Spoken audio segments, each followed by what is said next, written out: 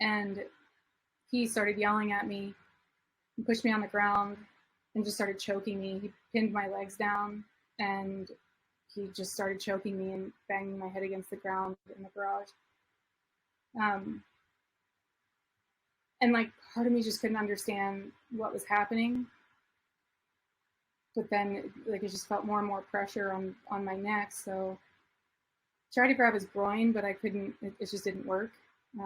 You know, I just had all of this like self-defense stuff going through my mind from probably from podcasts that I listened to.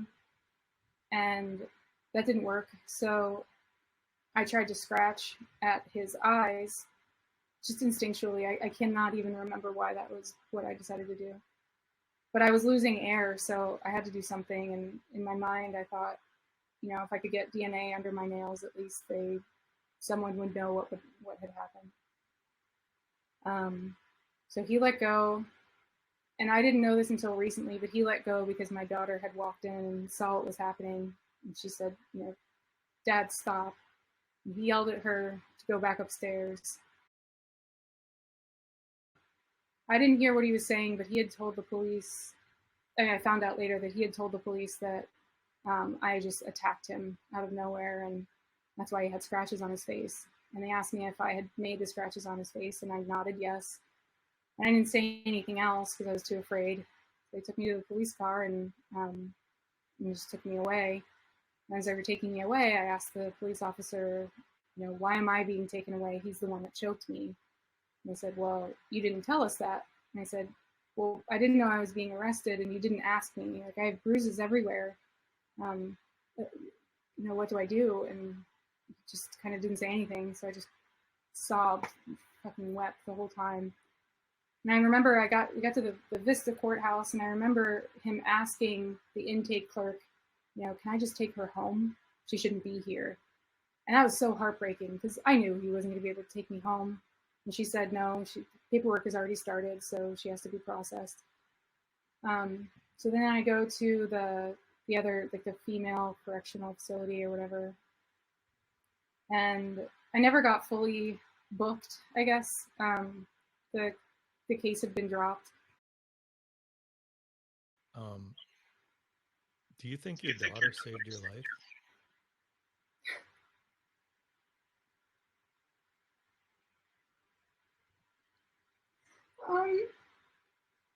No one's ever asked.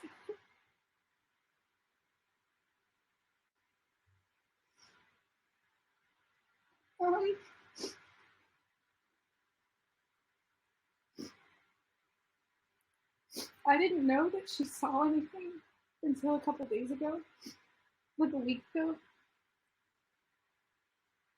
So I've never had anyone ask me that. It's okay. Yeah.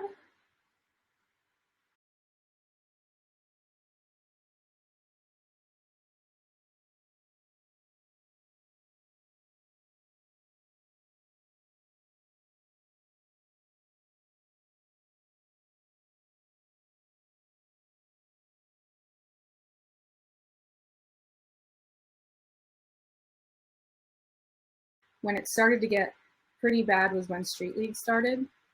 There were super like high stress moments, and you know, if he wasn't doing well, or it was usually when he wasn't doing well, at hotels there would be violence at hotels, and those were scary. So when you mentioned earlier there must have been some fun times, like Street League was really fun, you know, especially the early days. It was like camp, you know. There was like, you know, the one time when everyone got flooded and there was like always parties in the hotel lobby. Like that was a lot of fun. Yeah, it was. But it was always coupled with, you know, Chris just being violent. Not every single time. I don't want to over exaggerate, but it was a number of times. And his move during those would be to, you know, push me to the ground and then throw loaded suitcases at me. And that sounds really silly. I don't know if it sounds silly, but to me it just sounds weird. But it's full of, you know, skateboards and trucks, and it's extremely heavy. You know, it's a extremely dangerous. So yeah, and that's what would happen a couple times. Yeah. So Sorry, it's hard to. no. We can you can take your time. You can say whatever you want or don't want. But I mean, if you get hit in the back with a suitcase or hit with a suitcase, do you end up? I mean, what happens in that moment? Are you on the ground? Are you having? If I got hit in the back with something heavy, I imagine I would have trouble breathing at that moment. You get the wind knocked out of you. You know, Yeah, all of the these things can happen in that moment. Like, is that the end um of it? Like you got hit once and it's over? Is it, no, there's two. I'm only going to talk about two instances because I have evidence of them, I guess. But okay?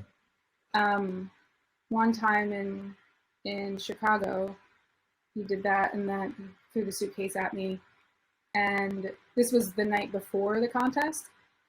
So he throws the suitcase, and it hit me in like the shoulder. So I didn't get the wind knocked out of me that time or anything, but it was enough to knock me to the ground. And it was, when you're in a double bed hotel, there's that like little space between the bed and the wall to the bathroom. Mm-hmm. So I just got knocked down inside that little wedge. And at that time, I was close to the door, so I got up and left. I grabbed whatever bag I could grab, and I got up and left. And I believe security was called at that time, but I wasn't there when security arrived. So I left, and I went downstairs and got a lift to the airport. So I wanted to leave. This is also like years of this happening. Like I knew what was coming, so I knew that I should leave. Yeah. So I went to the airport, but by the time I got to the airport, he had turned all of my cards off, so I couldn't leave. I couldn't get a flight out. My app for Lyft still worked. I don't know if there was like a glitch or for whatever reason, my app still worked. I didn't have enough money I think maybe I had Uber points or Lyft points that worked. So I sat there for about an hour. I actually thought about just waiting for a full day until my flight. Just it's an airport. I can stay here. But I didn't have enough money to buy food. I mean, airport food's pretty expensive. So I just waited a while until I thought maybe he would have calmed down or fallen asleep. And I went back to the hotel and then just just avoided talking, and just avoided the situation. I had been married for long enough that I knew the behaviors, I guess, and I knew how to navigate and avoid anger coming out. So I just, avoided certain topics and then went to the next day's street league like nothing had happened. Yeah, like as you're telling that story, I'm wondering what it's like. It must be terrifying. I mean, you said you learned how to navigate it, but you're going back into the room after that happened, right? Mm-hmm. Are you scared it's going to happen again, or is it just pretty much a pattern where you'll get an apology or the silent treatment and you can just go to sleep? Yeah, I guess in that moment, like you said, the pattern. So this wasn't new behavior, so I knew what was going to happen. And I wasn't afraid that he was going to attack me in that moment or anything, but I was afraid of the guilt trips and the next phase, and inevitably me having to accept an apology and act like nothing had happened. Like that felt like such personal betrayal to myself, and that was really what was hard in those moments. The fear happened before, but when there's distance between those, the frustration that you feel when I'm stuck, I'm stuck again. Did you ever get blamed for contest performance? Yeah. Not being good? Yeah. Yeah, and it's just a silly, it's really silly. I think that from my view, when he knew he wasn't going to be doing well, he was getting pissed off at me and fights would be caused, and that was a good excuse. The Chicago one that I'm speaking about was later in his career, and he had already not been, winning at that point, which is normal. But the other times that would happen after he didn't do well. Another time was in Hollywood. We were at the Hollywood Roosevelt, and that time I was at the other side of the room, and he threw the suitcase. I don't know why that was his move, but he threw the suitcase, and it hit me and then hit the window of the hotel room. And we called his manager. I don't know if I called his manager or he called his manager, and he told him what happened. And his manager called the hotel and said, my athlete's in your room, and closed the window too hard, and the window shattered. So just kind of skirted that so that we weren't charged for it.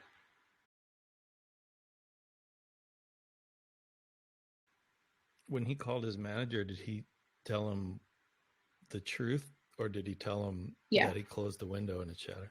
No, he told him the truth. Oh, wow. So the manager knew. Yeah, the manager knew. Did he ever reach out to you after that? Yeah.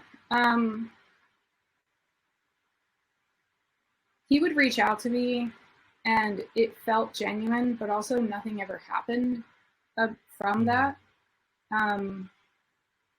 So I'm a little resentful now, later in life.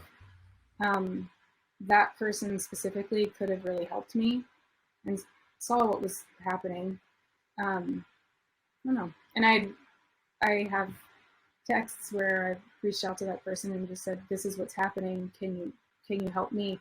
I had during that time, I had phrased it to everyone that I reached out to as helping Chris, because this was, all of our friend circle was employed by Chris, so me telling them was a direct, financial conflict. They had vested interest in keeping Chris's news and business quiet.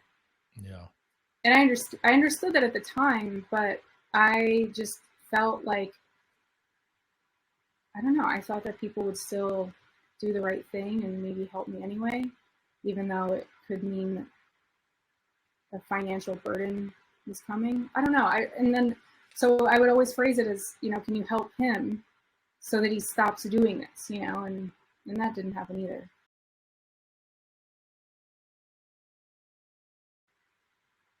But when you decided to talk to the manager and talk to and try to reach out to people about this, were you basically at was that a breaking point for you? Like, I need to talk to people? Yeah. Chris and I would go back and forth about him going to anger management, or him getting help, or us going to therapies, or whatever solution I could come up with that would maintain anonymity, and they wouldn't work. And then I would say to him, like, I'm going to reach out to I have to reach out to someone. And he would get mad at me and say, like, you're just trying to ruin my career. And I wasn't. I was just trying to get help.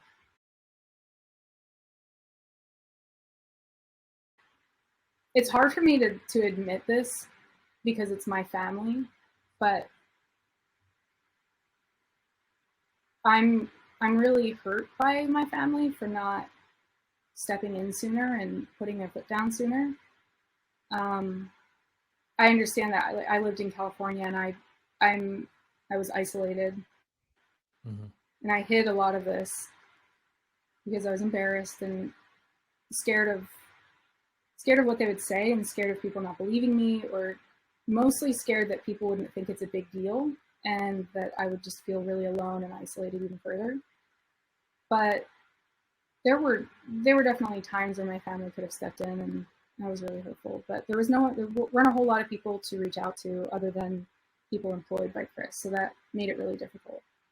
And to go back to when you were asking, are other girls in this situation, with skateboarders, the hardest part about being in a domestic violence situation with someone that is well known is that it is in a lot of people's best interest to keep that quiet, whether it's a social cachet that they're trying to cash in on, like well, I don't want my friend to not be famous anymore because then we're not going to be the cool kids, or whether it's literally a financial burden for someone. So a lot of the people around me weren't on my side. So that was that's hard. Even now, I'm still seeing certain people not give a shit, and that's a real bummer. What was it like for you? I mean, did you reach out to Jamie?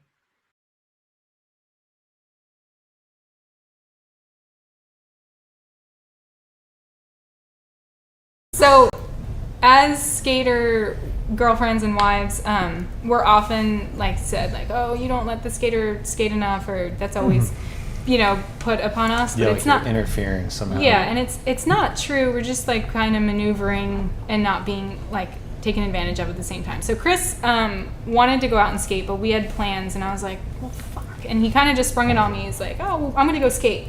I'm like, well, we had plans, and it was just, if you're gonna go skate, just be courteous and just say, hey, can I go skate? Is that okay with you? And let's figure this out. Is there a time that works out? I don't know. Whatever. So I got super pissed, and I was like, oh fuck, I'm leaving. You have the kids. And I left and went in the car. You're not skating now. Fuck you. Because he wasn't responding in a way that I thought he should.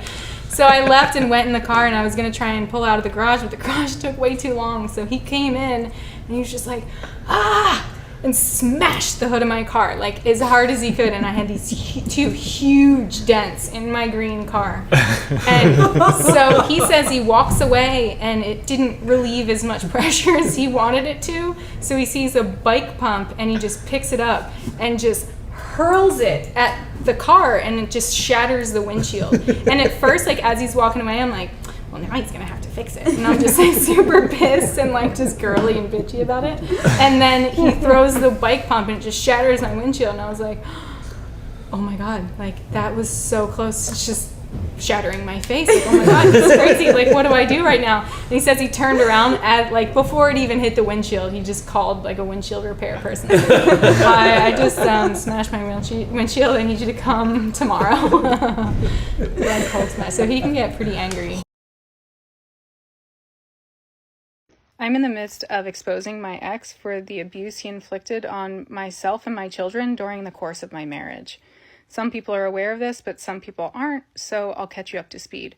What I am alleging is that I was raped, I was financially controlled, I was pushed downstairs, my teeth were broken with a beer bottle, I had 100-pound suitcases thrown at me at skate contests, I was choked multiple times to the point of not thinking I would survive.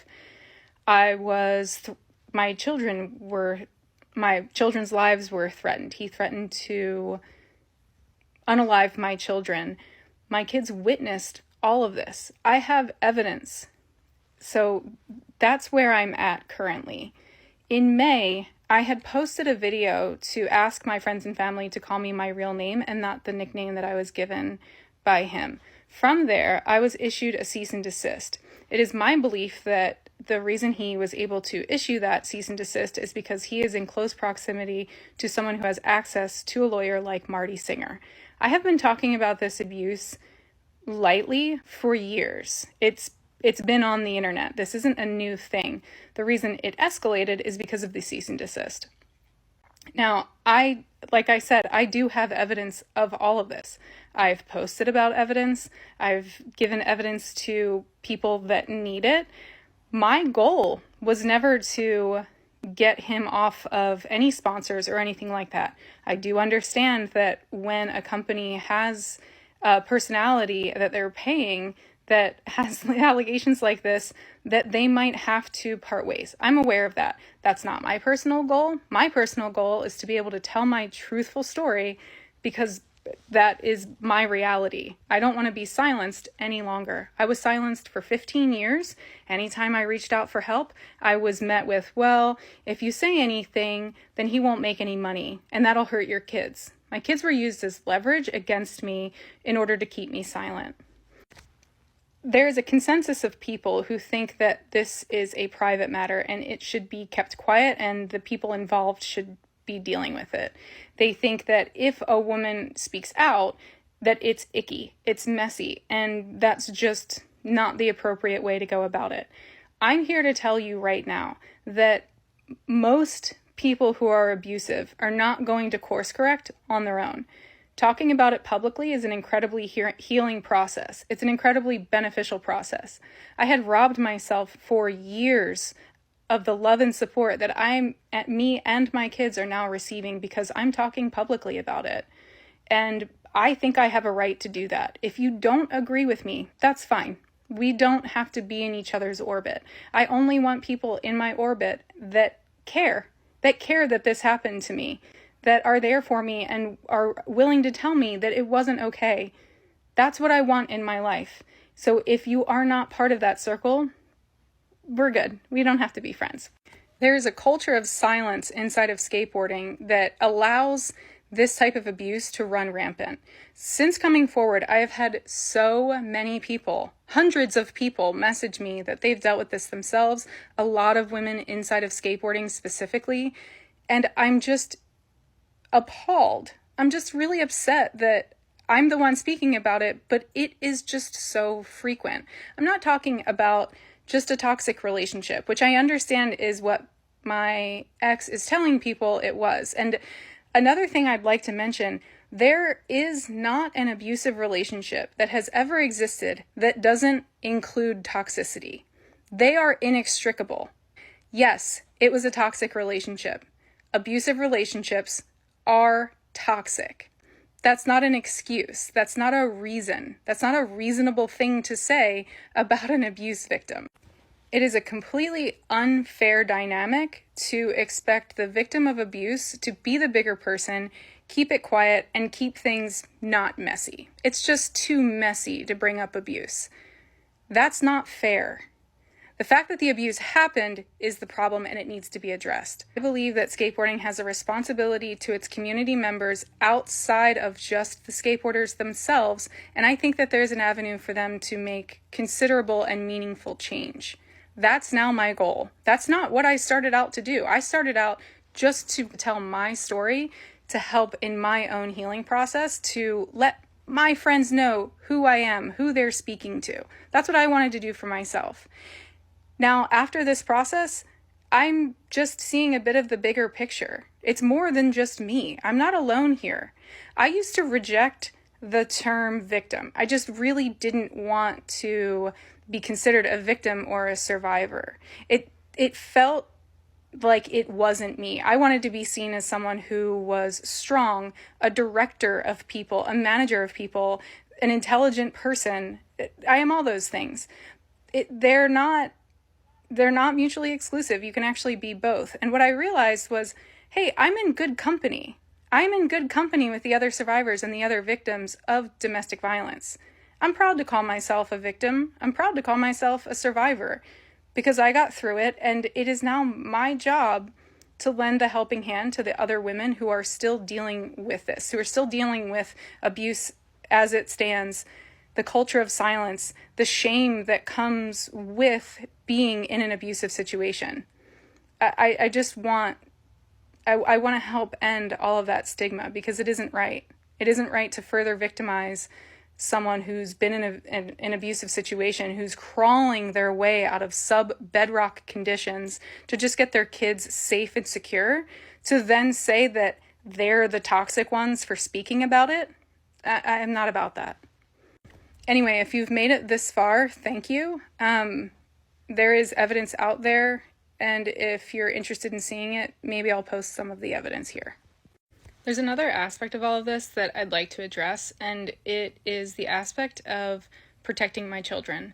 I've gotten a little bit of feedback from people saying that this isn't fair to do to my children to speak about it publicly. I wholeheartedly disagree. I just fundamentally disagree. What was happening for a long time is this was an issue that was just not allowed to be spoken about in our homes. Because of that, my kids didn't have an ability to express how they were feeling about the whole dynamic, what they went through. I had them in therapy. I participated in therapy with them. We would talk about it, but it was very centrally focused on behavioral learning and how to cope with emotional stress and things like that. It was extremely beneficial. It was a great foundation to relearn the steps to deal with emotional trauma and learn how to regulate. My ex was invited to this therapy and he declined. I am just so in awe of my kids for being dedicated to the growth process that they had to go through. We did nearly a year of 2 hours each, 1 hour individually and 1 hour all together as a family for almost a year, every week. It was exhausting. It was extremely exhausting, but it was worth the effort. I'm so proud of them and everything that they've how far that they've come, how much they've grown, and everything that they've put into this healing process. Speaking about it publicly has allowed them to express themselves in a genuine way without fear of another level of anxiety befalling them and our household.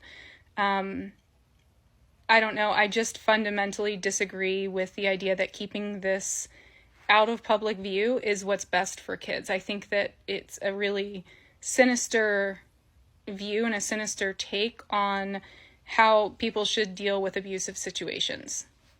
I just fundamentally disagree. And here's the thing. They're not that young. They're not young. My son's 18. My daughter she's 14. Like, I understand that for a 14-year-old, these are complex issues, and I deal with it with her as though she's a 14-year-old. But my son is 18. He is allowed to express the frustration and trauma that he had experienced, and he's still trying to make sense of it. I don't want to speak for him, but I do understand that since himself speaking publicly about it, he's been able to connect with other people that have similar dynamics and, find a community of people that is supportive of him, and he now has more of a network to reach out to that goes far beyond just his own mother or his own household. I just think that's a really, it's a great thing. Like, here's a quote that my therapist told me. The difference between trauma and a bad memory is being able to speak about it. So telling my kids that they can't speak about it themselves just serves to further the trauma. It is really a bad idea to tell kids that they can't speak about these things, that, it's better left in the past. There's some things you just don't speak about. That's not okay. It's just not okay. It has to stop. And for all the people that are concerned about my partner and his feelings on the matter, I think he's pretty satisfied with how I'm approaching all of this. He was the first person who allowed me to be upset about it in the first place. He was the first person who made me feel like I didn't have to sweep it under the rug in order to be viewed as a valid person and someone worth caring about. I had other partners that were super gracious about this whole dynamic and were really supportive. I just wasn't ready to have a relationship when I met those people. My current partner aggressively took my side to the point he stood up for me more than I was standing up for myself, and that's what I really needed. So for anyone who's concerned about him in that way, you can very safely put that concern to rest.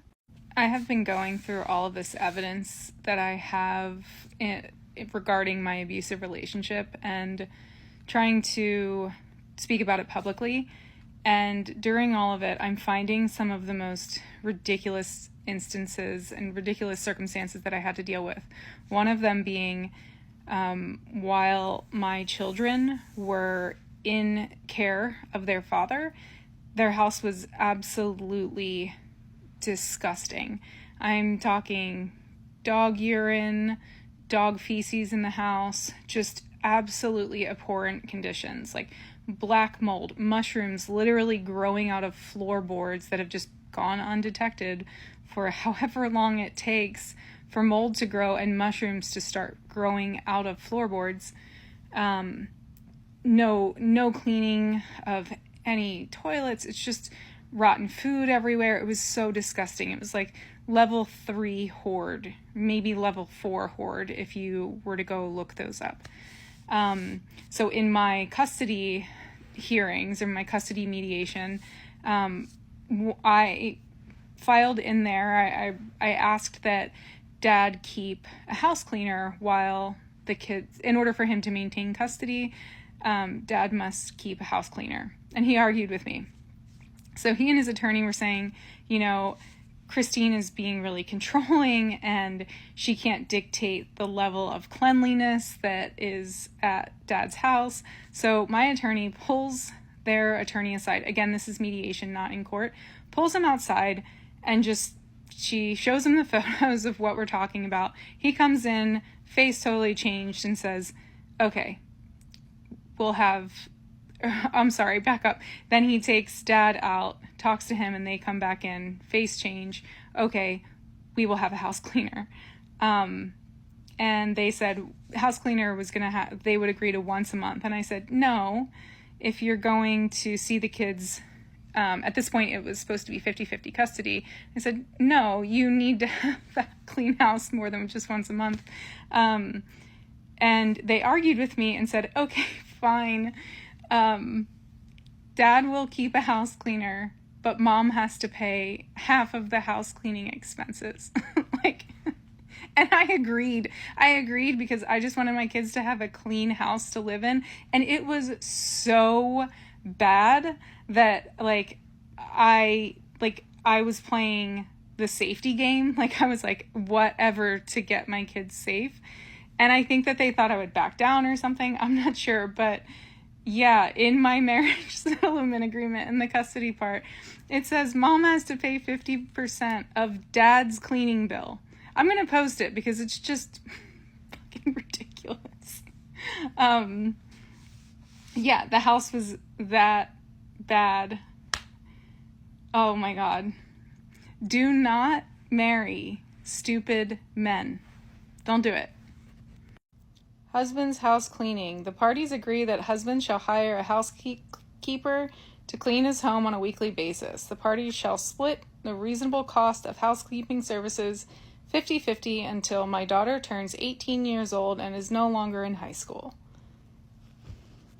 Are you fucking kidding me? I also want to say thank you to Rob Brink for giving this story a platform. And he's been really supportive and kind to me for years. It's kind of a full circle moment because years ago I did an interview on his show and laughed off an allegation of abuse back then. And it was awkward and weird. And, looking back on it, it's a really painful moment, but it's really helpful to bring that all full circle and be able to have that interview with Rob. So if you're interested, clips have been released, but we will release a longer form version soon. And that is called The Brink Show. And here's where you can see it on Instagram. So if you're interested, you can just follow Brink Show on Instagram, and he will have updates for when the longer form version is released. I'm not doing this for fame at all. I'm trying to tell my story, and I just have someone that is a little bit stronger than me at the moment that is helping me do so. If you see there's 530 followers on this podcast, it's not like I am going on some major publicity tour. That's not the goal, and my goal is not to be a famous person. I have historically rejected anything like that, and I will continue to. I like my blue-collar work. I'm very, very proud of the work that I do, and it doesn't need to be public in order for it to be valuable. Another person did a rundown of the situation, and I felt like it was really fair and balanced. I don't think it was super biased. I personally feel like he touched on things in a subtle way that was just really appropriate, so I figured I would mention it. This is the YouTube show, so you can just search that to try and find it if you're interested. Thanks.